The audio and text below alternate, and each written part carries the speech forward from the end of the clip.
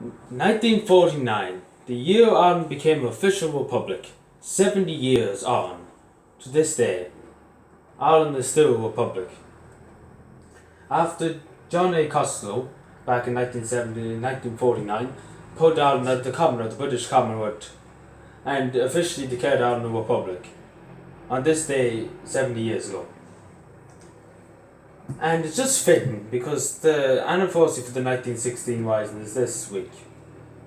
And I suppose we have to remember the two of them. Today we have to remember that Ireland is a republic 70 years.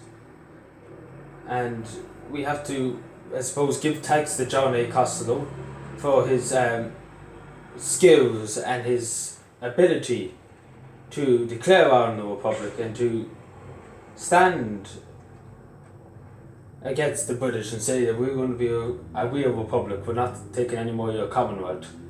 And that was something that really stood to him in the long run. And then it was signed in by Sean T. O'Kelly, the president after Douglas Hyde. It was signed in 1949. So Sean T. O'Kelly, we had to pay tribute to him too, because he fought in 1916 too, Sean T. O'Kelly. And we have to pay tribute to him too, because he is a veteran. He was a veteran of 1916. He did fight in the Easter Rising, and we have to remember him today too, because he was a real man who did huge things for this country, declaring it a republic.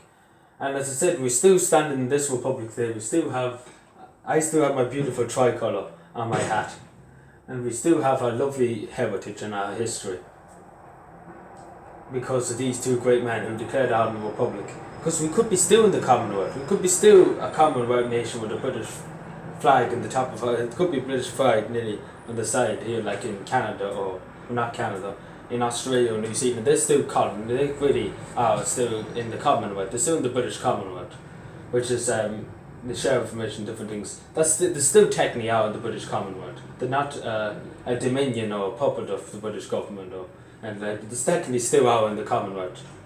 And that's one thing that made every country independent. If you leave the British Commonwealth, then you're independent.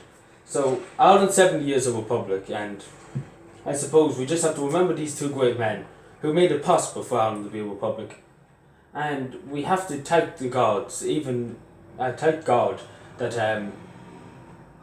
that Ireland is still free from any foreign invaders. I know this country might not be forgiving to some people and might not help a lot of people, but we have to thank God that these men are in their graves happy, because Ireland is officially still a republic and still has its flag and still has its people and its freedom. So yeah, thank you for watching, subscribe for more, and bye.